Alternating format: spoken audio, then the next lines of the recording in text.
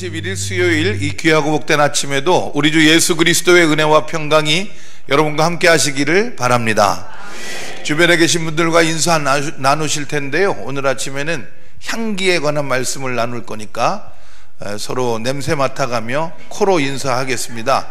상대방을 향해서 냄새를 맡으시면서 장로님에게서는 그리스도의 향기가 납니다.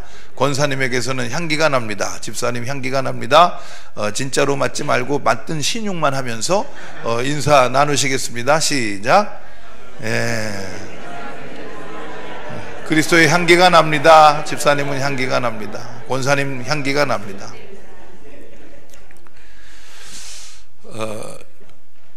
부부싸움을 한 가정에 신방 갔던 적이 있습니다. 밤늦게 신방을 갔습니다. 자정 가까이 돼가지고 급한 전화 받고, 저는 무슨 장례가 난 줄 알았어요. 그랬더니 이게 장례보다 더 고통스러운, 아주 그냥 부부의 마음이 아주 처참해진 그런 부부싸움 현장에 가서 이제 기도하고 화해를 권면하고 그렇게 왔습니다. 왜 싸웠냐 그랬더니 이 아내 집사님이 집에 있으면서 낮에 홈쇼핑 채널을 많이 본 거죠. 그래서 이제 충동 구매를 많이 하신 거예요. 보다 보면 있어야 되니까 그걸 사고 그 아파트 38평짜리인데 조그만 방 하나가 몇 달 동안 구매한 있어도 그만 없어도 그만인 물건들 박스로 가득 채워져 있는 걸 보고 이 남편 집사님이 이제 화가 난 거죠. 이 예쁜 내가, 그러면서 그냥 그러고 이제 예배도 안 오고 수요일 날 그렇게 이제 싸운 겁니다. 나중에 이제 가서 기도하고, 그리고 이제 12시 다 돼가지고 집에 오면서 제 아내하고 차에서 그런 얘기를 했어요. 홈쇼핑 채널이 그 재밌나 보지 뭐 이러면서 와가지고 12시 거의 다 됐는데 저희도 한번 틀어봤어요. TV를. 7부 바지 3종 세트 팔고 있더라고요. 그런데 바지 3개에 39,900원에 파는데 쇼 호스트가 얼마나 설득력 있게 이 선전을 하는지 우리가 그거 12시에 샀어요.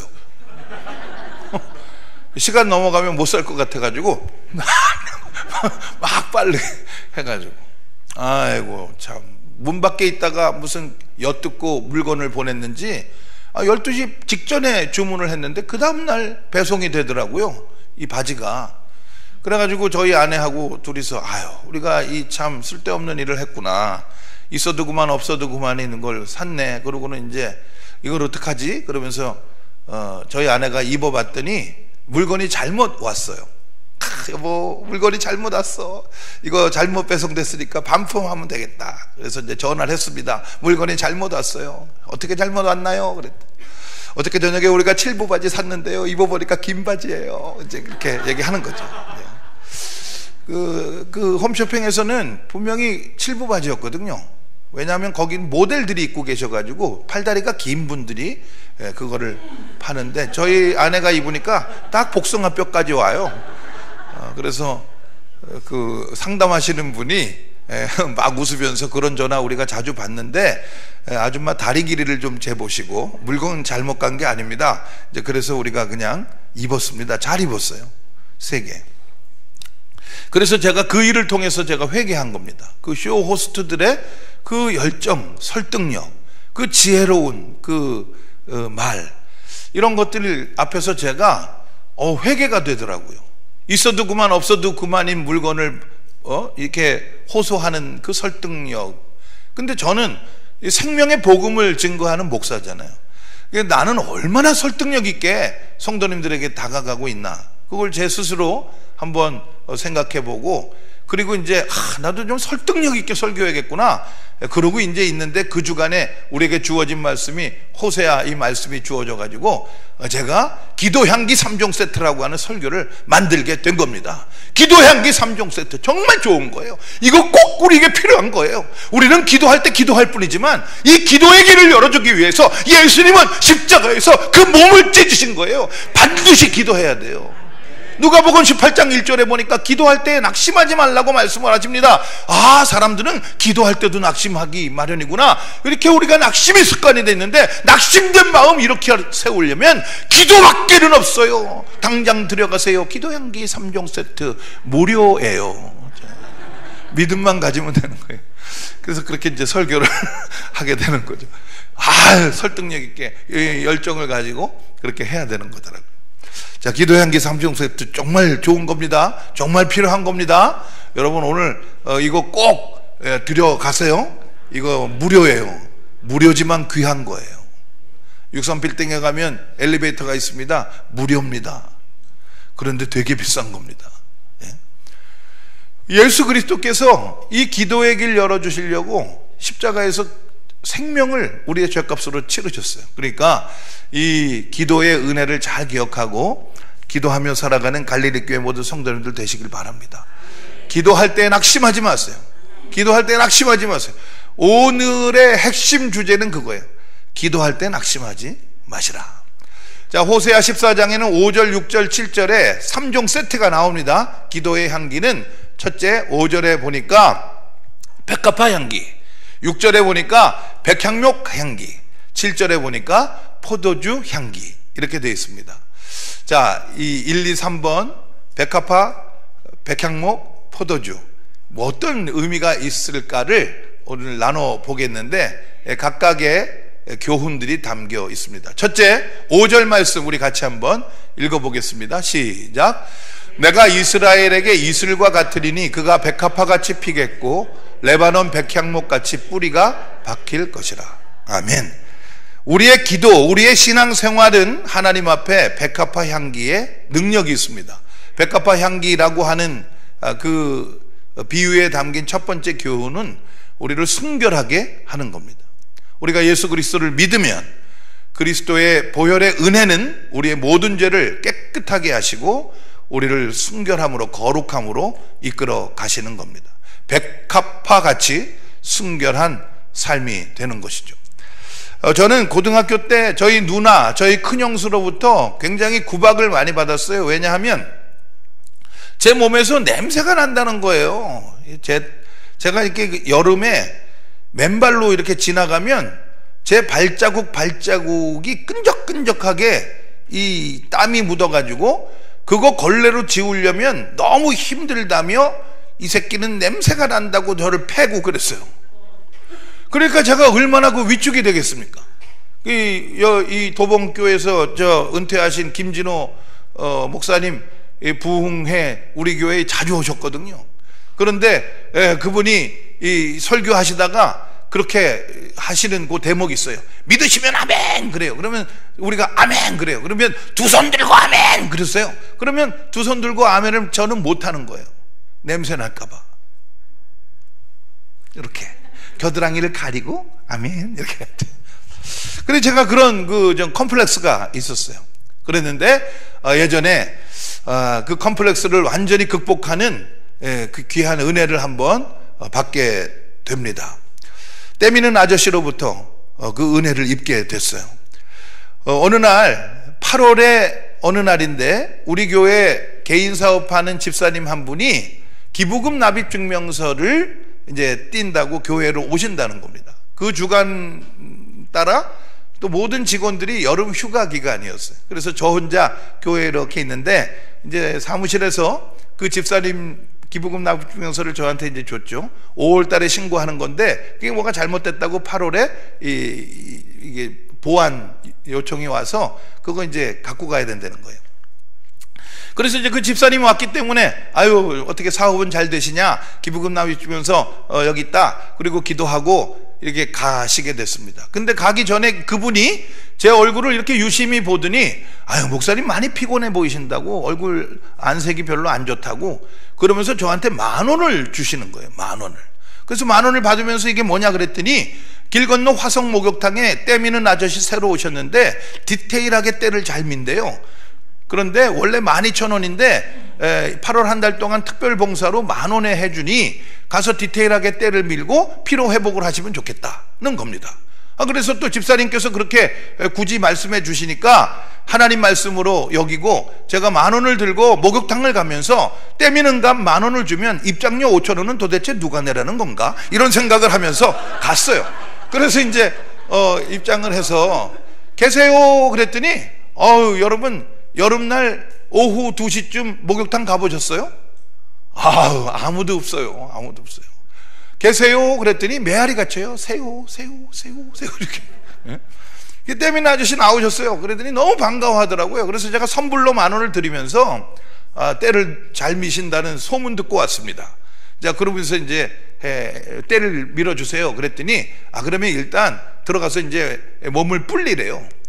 여름이라서 큰 탕 안에 물은 다 빼놓고 조그만 탕에다가 물을 받아놨더라고요. 그래서 거기 가서 이렇게 이제 앉아가지고 땀을 송송 흘리면서 있었더니 그 아저씨가 이제 노래 부르면서 뭐 어쩌고 준비하더니 저한테 와가지고 이제 나오래요. 그래서 이제 생애 최초의 세신 서비스를 제가 받게 되는 겁니다. 이야, 그거 일종의 그 거룩한 의식과 같은 순서가 있더라고요. 그 아저씨가 저를 데리고 가더니 그분의 그 제단 위에 올라가 누우라는 거예요. 야, 그래서 내가 하나님을 위해서 헌신한 인생인데 오늘은 또 이 아저씨 앞에 나의 모든 걸 다 내어 드려야 되는 거구나. 그래서 이케요 이러면서 이제 누웠어요. 누웠더니 이분이 때를 미는 겁니다. 그러면서 자꾸 말을 걸어요. 뭐 프로야구 얘기가 어떻고 뭐 정치 얘기가 어떻고 뭐 계속 얘기를 해요. 근데 이제 얘기하기가 좀 거시기한 질문들을 자꾸 하더라고요. 그래서 제가 네 이러면서 이제 때를 밀고 있는데 정말 디테일하게 잘 밀어요. 이 손가락 사이사이 막 이렇게 아주 예리하게 그 이태리 타올이 팍팍 들어오고 나가고 그러는데 정말 이 전문가의 손길이 느껴지더라고요. 근데 이분이 결정적으로 저한테 아주 곤란한 질문을 했어요. 그 곤란한 질문을 할 때의 저의 이 자세는 옆으로 누워가지고 이제 겨드랑이를 이쪽으로 저의 이쪽을 다 그분께 내어드린 그 상태였어요. 무방비 상태죠. 이분이 때를 밀면서 근데 아저씨는 직업이 뭐 하시는 분이는 거예요. 제가 이렇게 갖춰 입으면 누가 뭐 하시는 분이냐 그러면 나 길 건너편 교회 목사예요 이렇게 얘기할 수 있어요. 근데 홀랑 벗고 이러고 때를 밀리는 입장에서 내가 목사라고 그러기가 좀 거시기 하더라고요. 그래서 그건 또 왜 묻냐고 내가 그랬어요. 그랬더니 이 아저씨 하나님이 풀어놓으신 분이에요. 뭐라 그러냐면 자기가 이 직업을 하면서 애로사항이 하나 있는데 그건 뭐냐 하면 손님들 몸에서 은은한 냄새가 난대요. 그 냄새가 났는데 그 냄새를 맡으면 이 사람 직업이 뭔지도 미루어서 짐작할 수 있고 이 사람이 어저께 저녁에 뭘 먹었는지도 알 수가 있다는 거예요. 그런데 자기가 오늘 놀라운 냄새를 맡았다는 거예요. 어떻게 아저씨 몸에서는 향기가 나냐는 거예요. 향기가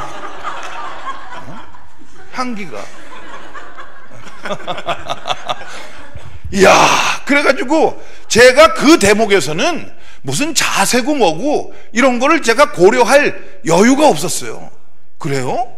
나 길 건너편 목사예요. 이야, 그랬더니 목사님이시구나 이러면서 그냥 때를 열심히 밀어주시더라고요. 할렐루야.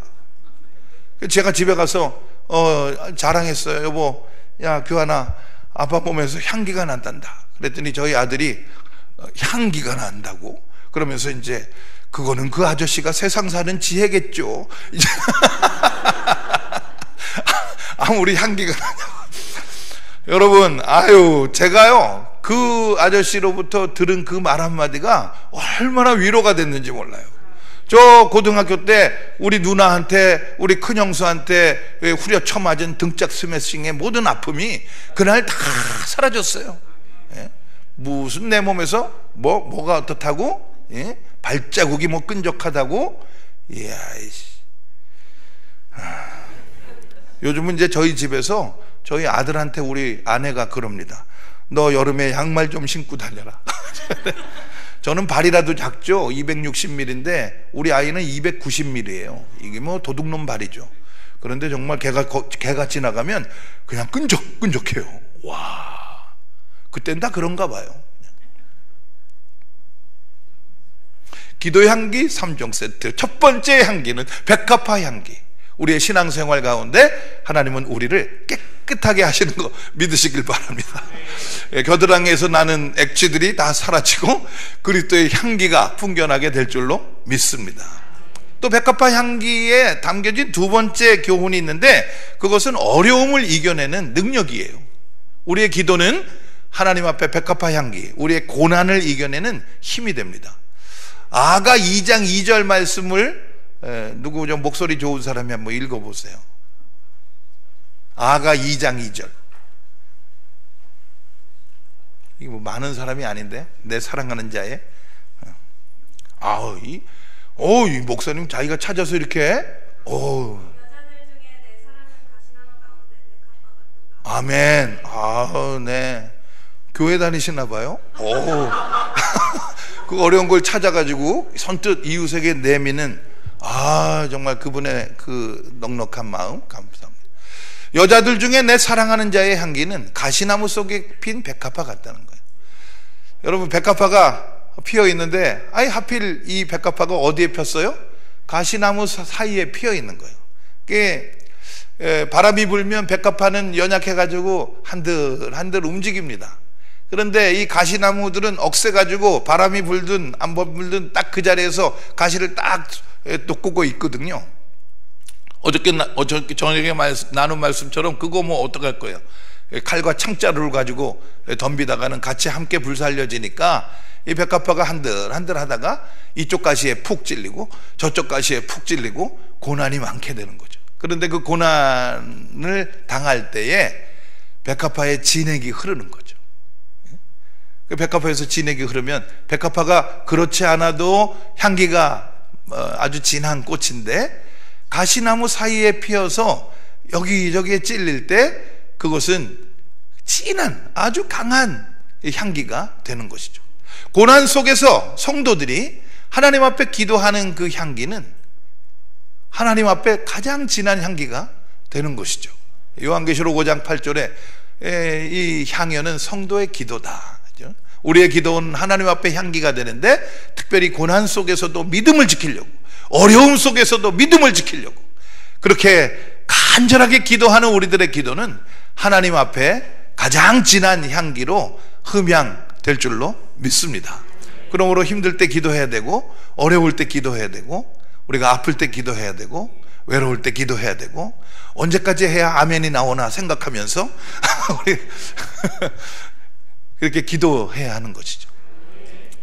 빛이 없어도 환하게 다가오시는 주 예수 나의 당신이여, 음성이 없어도 똑똑히 들려주시는 주 예수 나의 당신이여, 당신이 있으므로 나도 있고 당신의 노래가 있으므로 나는 부를 수 있어요. 음을 너무 높게 잡았네. 주여, 꽃처럼 향기 나는 나의 뭐죠? 생활이 아니어도 나는 당신이 좋을 수밖에 없어요. 난 요 대목이 제일 좋아요. 주 예수 나의 당신이여. 아멘. 우리가 비록 향기 나는 인생이 아니지만 나는 주님께 기도할 수 있기 때문에 살 수 있어요. 이렇게 얘기할 때 하나님은 얼마나 기쁘시겠습니까? 그래, 네가 나를 의지해서 살고 있으니 아무것도 두려워하지 마라, 아무것도 염려하지 마라, 내가 네 기도 다 듣고 다 응답해 주겠다. 우리를 책임져 주실 줄로 믿습니다. 어려울 때 기도하셔서 백합화 향기로 피어나는 우리 갈릴리 교회 모든 성도님들 되시기를 바랍니다. 자, 두 번째, 우리의 기도는 하나님 앞에 어떤 향기냐? 백향목 향기입니다. 6절 말씀 우리 같이 읽어보겠습니다. 시작. 그의 가지는 퍼지며 그의 아름다움은 감람나무와 같고 그의 향기는 레바논 백향목 같으리니. 아멘. 백향목 향기에도 두 가지 교훈이 있는데, 백향목은 곱게 자라는 나무래요. 그래서 우리가 기도하면 우리의 기도는 공동체를 곱게 하는 능력이 됩니다. 공동체를 굳게 하는 능력이 돼요. 개인이 순결해지는 것과 공동체가 공의로워지는 것은 차이가 있는 거죠. 아무리 내가 순결하게 살아도 세상에 온통 죄악과 불의가 가득하면 그 고통을 우리가 함께 공유하는 거 아니겠어요? 그래서 우리는 정말 나라와 민족을 위해서 기도해야 되고, 교회를 위해서 기도해야 되고, 우리 직장을 위해서도 기도해야 되고, 우리가 살고 있는 이 시대를 위해서도 기도해야 하는 것이죠. 성도들의 기도는 백향목 향기가 되는 줄로 믿습니다. 제가 고등학교 3학년 때 이제 감리교 신학대학 이제 진학하기로 하고, 이제 신학교를 들어가야 되니까 기도원에 가서 저도 기도 한번 해야겠더라고요. 그래서 한 주간을 기도원에 가서 상기도 한 적이 있습니다. 저도 이제 그 고향교회가 4.19 탑 앞에 있는 백운교회가 저희 고향교회예요. 그래서 그 위에 있는 기도원 하나가 있었는데 거기 이제 갔어요. 이제 거기 가가지고 겨울인데 와 정말 무지무지 추워요.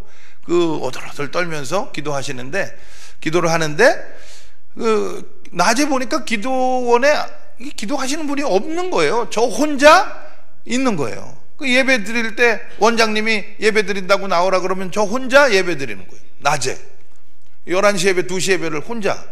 그래서 속으로 이 기도원은 어떻게 기도하는 사람이 나밖에 없나 이제 그러면서 있는데, 저녁 예배 되니까 많이 오시더라고요. 권사님들이 한 10분 정도 이렇게 오셨어요. 근데 이 권사님들이 정말 뭐 이 범상치가 않아요. 찬송을 한 절 불러도 그냥 막 정말 이 권능의 찬송들을 막 부르시고, 기도를 시작하면 막 엄청나게들 기도들을 하시고, 저녁 예배가 되니까 전혀 뭐 이 인원이 많지는 않지만 정말 엄청난 예배가 거기서 진행이 되더라고요. 예배 딱 끝나고 나더니 이 권사님들이 전부 담요 옆구리 하나씩 끼고 어디를 가요. 그래서 어딜 가시나 이제 첫날은 그랬어요. 그랬더니 또 이분들이 낮에는 없다가 저녁 예배는 오고 이제 그러시는 거예요. 그리고 저녁 예배 끝나면 담요 옆을 끼고 어딜 가고. 그래서 그 다음날 여쭤봤어요. 권사님들 예배 마치면 어디 가시냐 그랬더니 이 권사님들이 저마다 이 북한산에 자기 기도 봉우리가 하나씩 있는 거예요. 그리고 나라와 민족을 위해서 밤을 새워 기도하시는 거예요. 그게 따라가 봤어요. 정말 가기도 힘들어요. 겨울인데 이 미끄럽고 그런데 그 산골짜기를 그냥 그렇게 올라가 가지고 거기서 주여 이 나라와 이 민족을 붙들어 주옵소서, 그리고 기도들을 하시더라고요. 와, 우리나라가 그 이후로 잘 살게 됐거든요. 저는 그 권사님들 기도 덕분이라고 저는 믿습니다. 그러니까 이때도 우리가 나라와 민족을 위해서 기도해야죠. 그때만 기도하나요? 지금도 기도해야죠. 물질적으로 좀 풍요해졌다고 우리가 기도를 말 거예요? 영적으로는 그때보다 지금 아주 낮아진 거 아니겠어요? 우리 갈릴리 교회 성도님들 기도하실 때에 나라와 민족을 위해서 기도하시고, 여기 뭐 이 산이 우리가 좋잖아요. 여기가 그냥 이 국립공원이, 서울에 국립공원이 있어요. 우리 이 속초에만 국립공원이 있는 줄 알았더니 야, 서울에 국립공원이 있어요. 이 국립공원을 옆에 끼고 살면서 이 국립공원을 하나님의 국립공원으로 삼으시기 바랍니다. 저마다 기도 봉우리 하나씩 좀 가지고 사셨으면 좋겠어요. 그래서 저 봉우리는 내 기도 자리야. 그 권사님들이 그때 하셨던 말씀이에요. 저기가 내 기도 자리야. 거기 가서 기도하시는 거죠. 기도해야 됩니다. 백향목 향기. 우리 나라와 민족을 위해서, 또 우리 신앙 공동체를 위해서, 다음 세대들을 위해서 우리가 기도할 때에 주님은 우리의 기도를 백향목 향기로 삼으셔서 우리가 올곧게 쫙 성장할 수 있도록 인도해 주실 줄로 믿습니다. 백향목 향기의 두 번째 교훈은 이 방제의 역할이래요. 백향목이 최고의 건축자재로 인정받는 이유는, 백향목을 가지고 건물을 지면 그 중동 지역의 사막 기후에서 사는 악한 곤충들, 이 독충들이 들어오질 못한다는 거예요. 그 백향목 향기 때문에.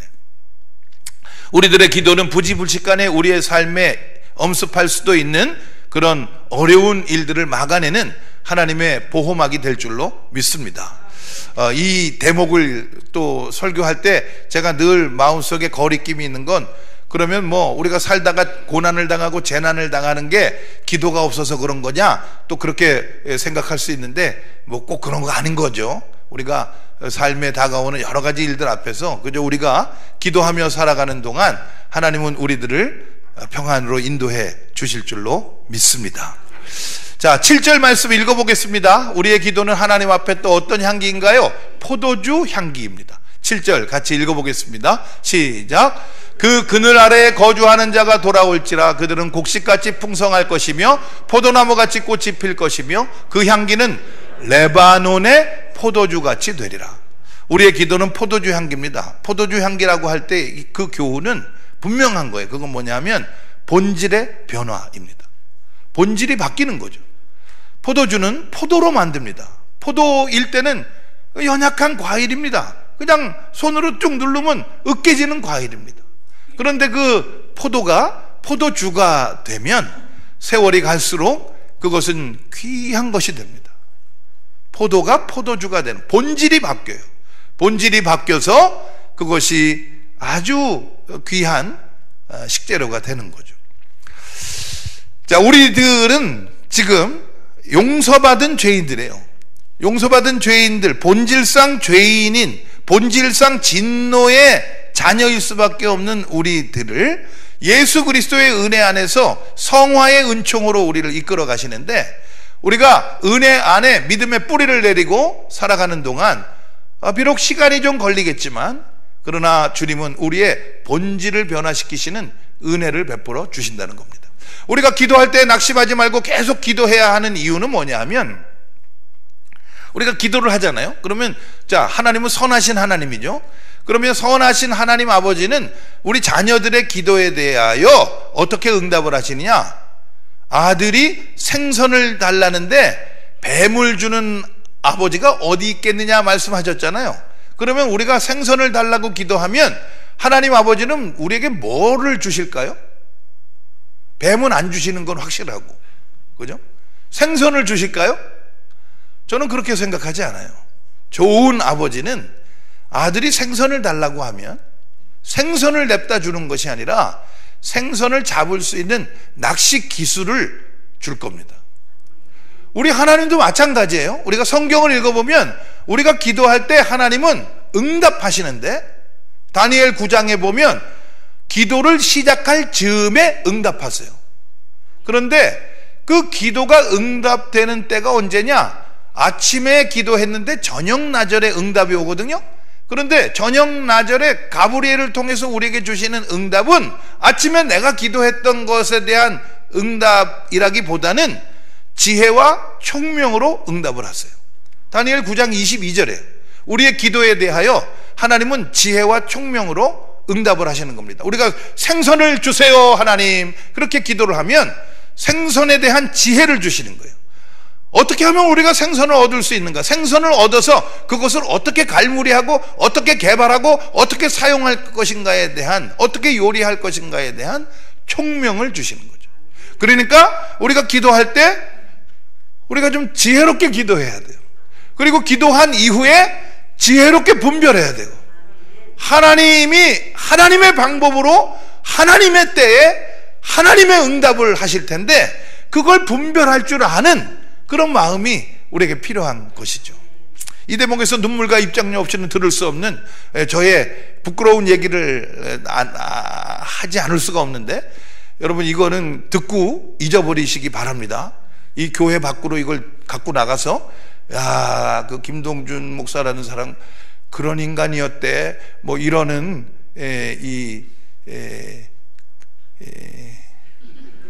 그러지 말깁니다.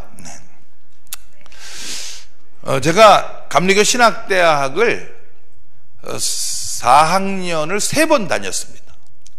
왜 4학년을 3번 다녔냐면 처음 4학년 다닐 때 정학을 맞아서 졸업을 못했고, 그 이듬해는 등록은 하였으나 학점 미달로 졸업을 못했고, 그 이듬해에 겨우 졸업을 했습니다.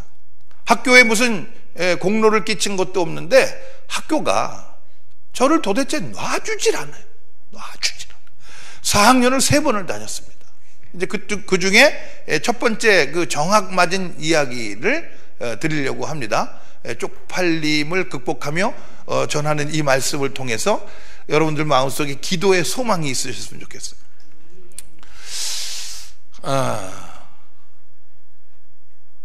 1982년 8월 31일 저녁에 제가 이제 그 학교 앞에 이렇게 지나가고 있는데 우리 2년 후배들이 이 경찰한테 잡혀가더라고요, 2사람이. 그래서 제가 그걸 우연히 보고 파출소에 같이 갔습니다. 왜냐하면 그때는 좀 이게 시국이 좀 엄중한 시국이에요. 이 젊은이들이 경찰에 연행된다는 거는 굉장히 위험한 일입니다.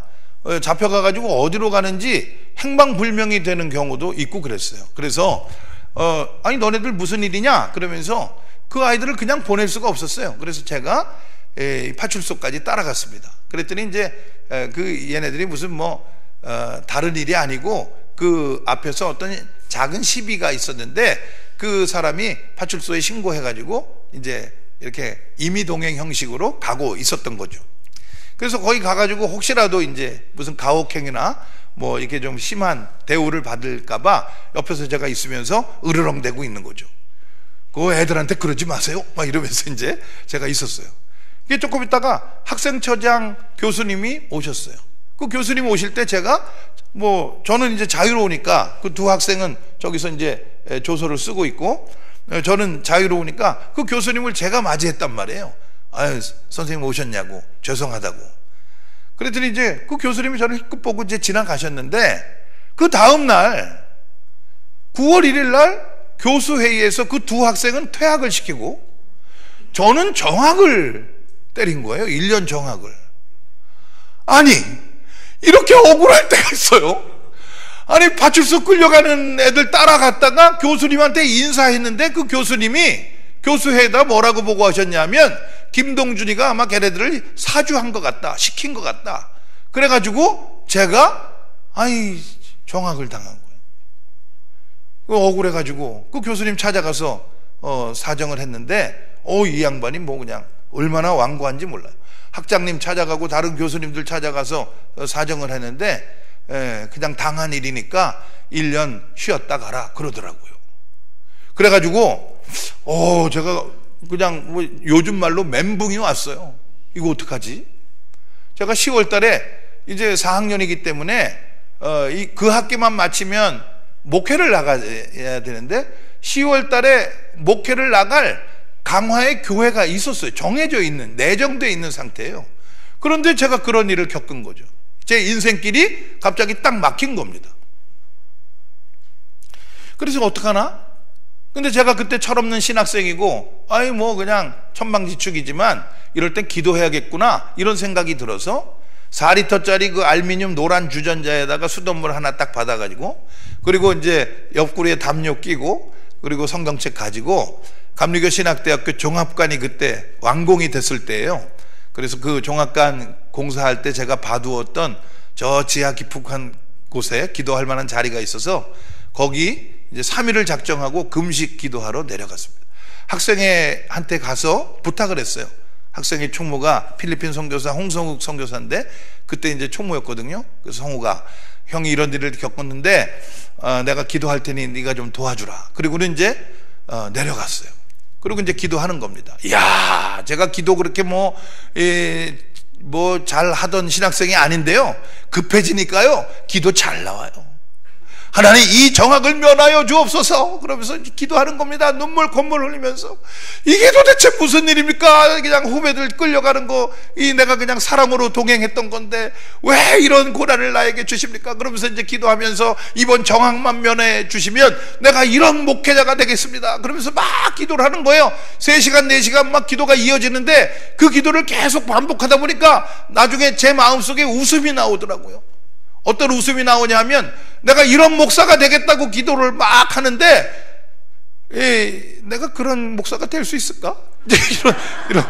내가 이제 너무 급하니까 하나님 앞에 기도로 구라를 치나? 뭐 이런 생각이 들어가지고 그 한 4시간쯤 지나가지고 막 기도할 때마다 웃음이 나와요. 웃음이. 기도를 하면서도 내가 그런 목사?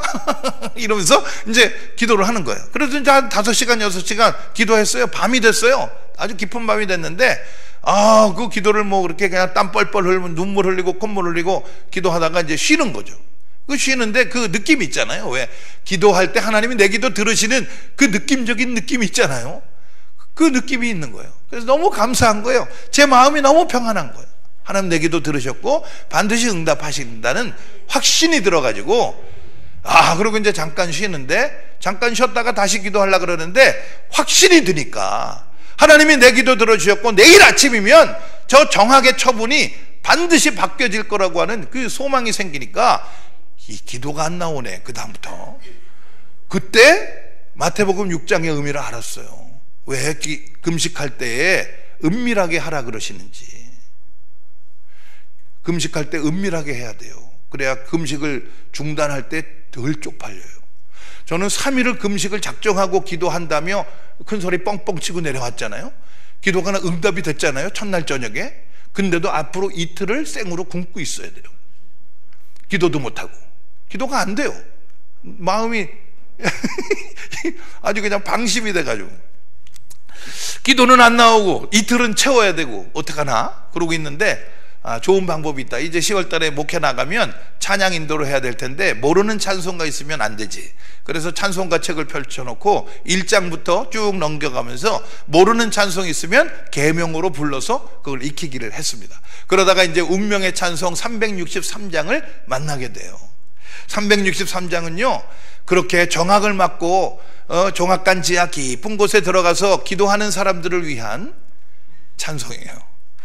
내가 깊은 곳에서 주를 불러 아뢰니 주여 나의 간구를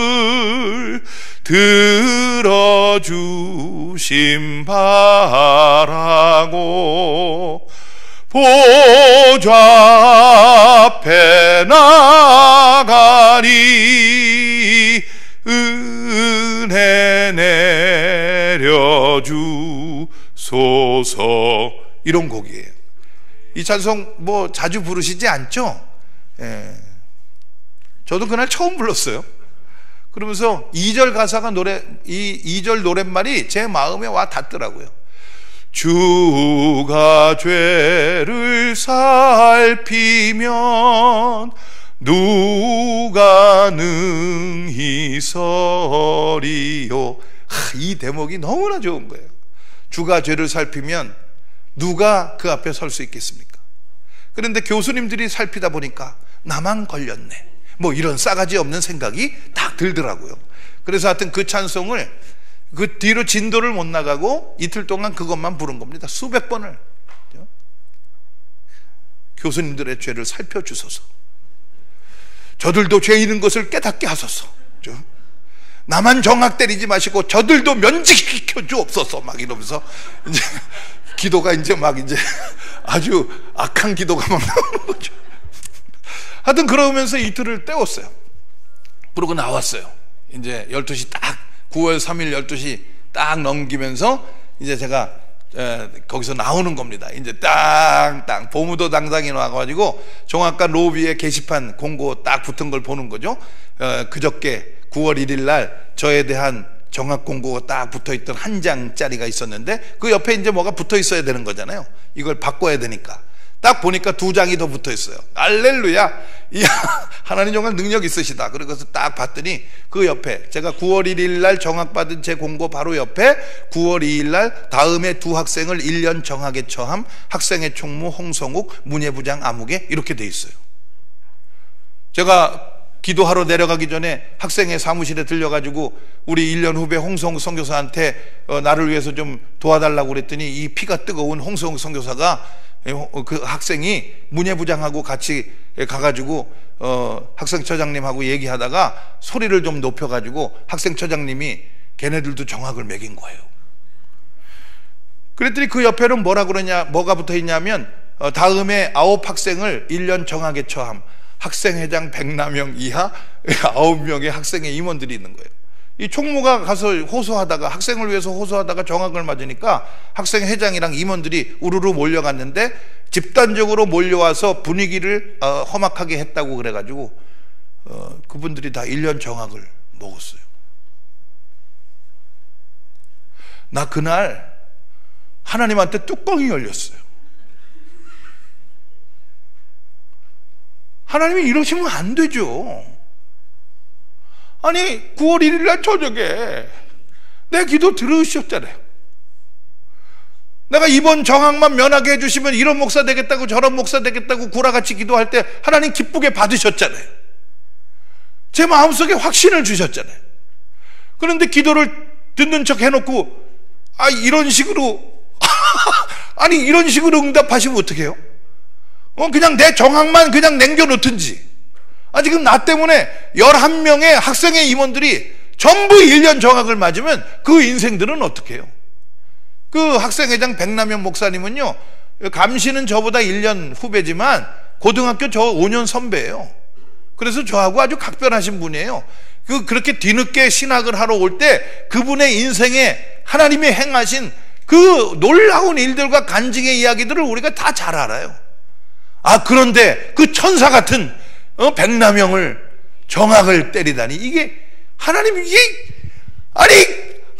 어떻게 이럴 수가 있어요? 내 뚜껑이 열려가지고.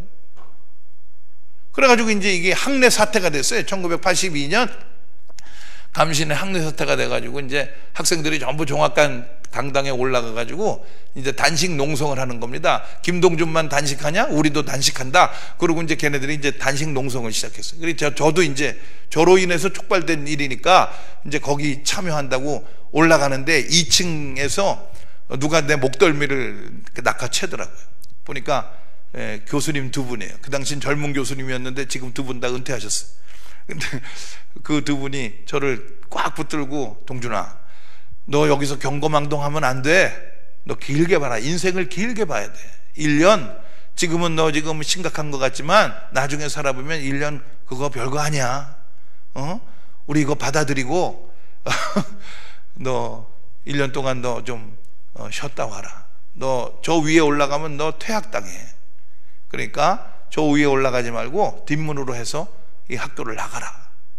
제 귀에는요, 학교를 나가라는 그게 제일 크게 들렸어요. 그래, 내가 이 학교 나가야겠다. 이 무슨 신학교가 사랑도 없어.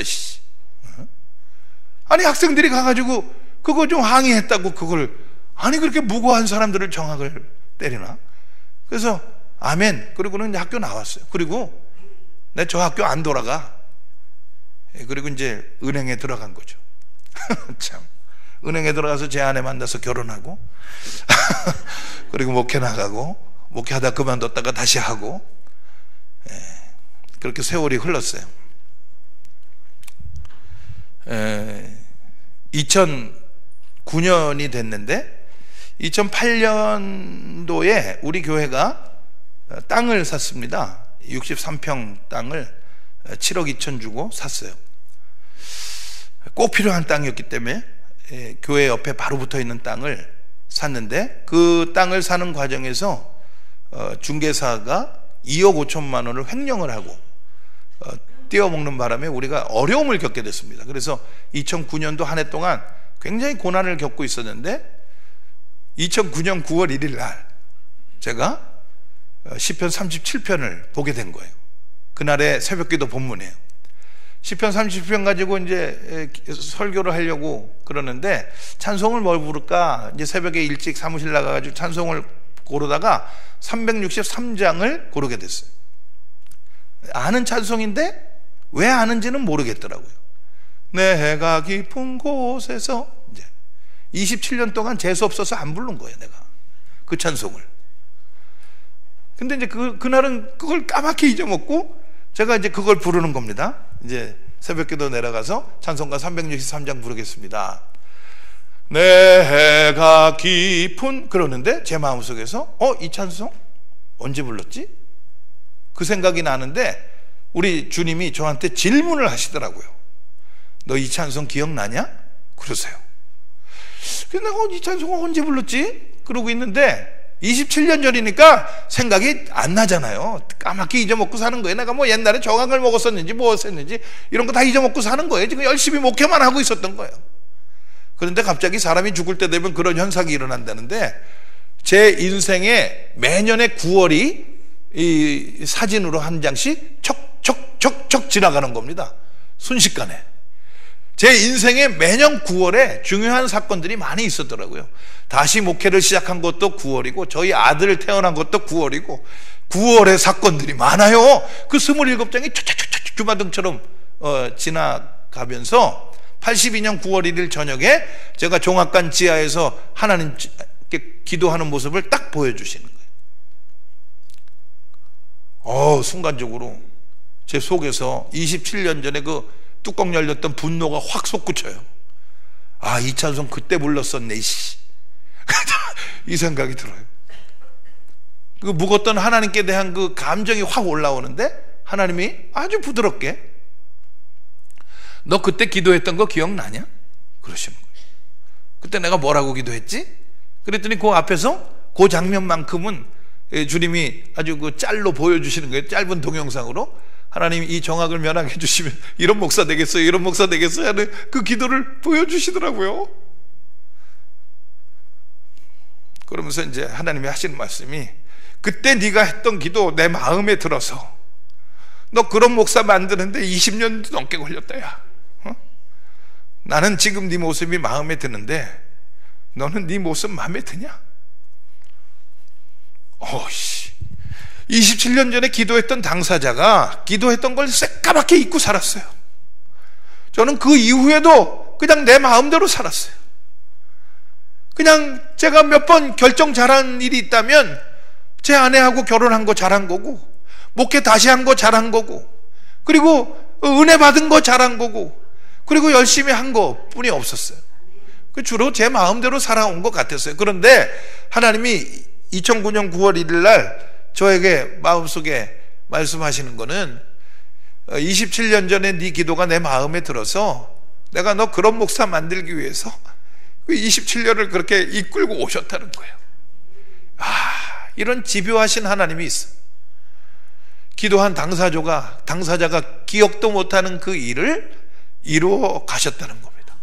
그래서 그게 계속 얘가 왕왕왕왕 하고 있는 거예요. 지금 제 눈앞에서는 하나님 이번 정악을 명쾌해 주시면 내가 이런 목사 되겠습니다, 이런 목사 되겠습니다, 이런 목사 되겠습니다 하는 그것이 막 메아리가 치는 거예요. 그게 시간적으로 그렇게 길지가 않아요. 1절 찬송 1절도 끝나기도 전에 그런 일이 순식간에 일어난 거죠. 그래가지고 제가 뭐 눈물이 나는데, 눈물이 뭐 이렇게 흐르는 게 아니고요, 앞으로 이게 솟구쳐요. 이렇게. 그 당시에 안경 쓰고 있었는데 안경알을 눈물이 팍 가서 쏘더라고요. 노래를 부를 수가 없어요. 그러니까 이제 곤란을 당하는 건 우리 성도님들이죠.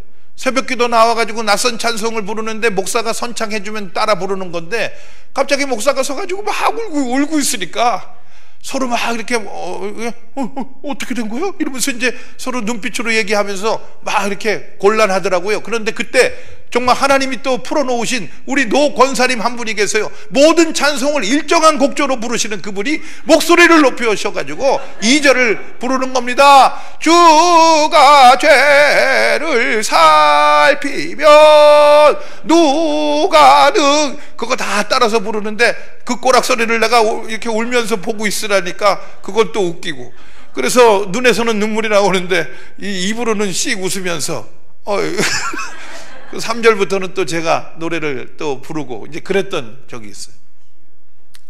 그날 아침에 정말 제가 은혜를 많이 받았어요.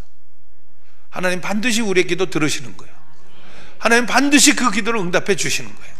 여러분들 중에 혹시 수건의 기도 제목이 계신 분들이 있잖아요. 그죠? 남편을 위해서 기도하는 아내의 기도, 참 이게 기도가 길잖아요. 내 남편 구원해 주세요. 이 기도가 20년 30년 이어가기가 이게 그 다반사예요. 자녀들을 위해서 기도하시는 부모님들의 기도가요, 이게 10년 20년 지나가는 거는 잠깐이에요. 그런데 여러분, 누가복음 18장 1절에 기도할 때에 낙심하지 말라고 그러셨어요. 기도할 때 낙심하지 말라고요. 낙심하지 마세요. 우리의 기도는 반드시 하나님 앞에 향기로 이게 올라가는 겁니다. 하나님은 그 기도를 들으시고 우리의 본질을 바꿔내시는 거예요. 본질을요. 제가 1982년 시점에서는 목사가 될 수가 없어요. 아주 쌍놈의 새끼예요. 아주 나쁜 놈이라고요. 아주 그냥 혈기만 가득하고 아주 조급하고 먹고 살기 위해서 하루 종일 당구장 나가서 돈 벌어야 되고 당구 선수였거든요. 속초 가서 우리 장로님들하고 당구 한번 쳤다가 회개했어요.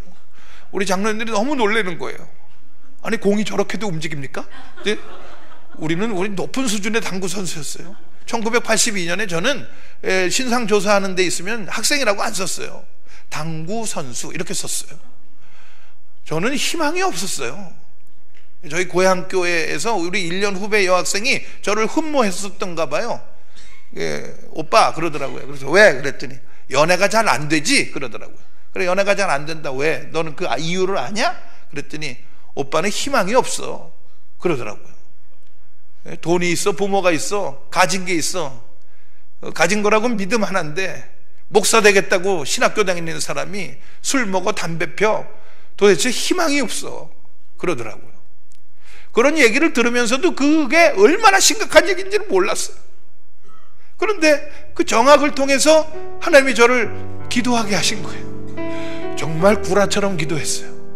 기도하는 내가 웃을 정도였으니까.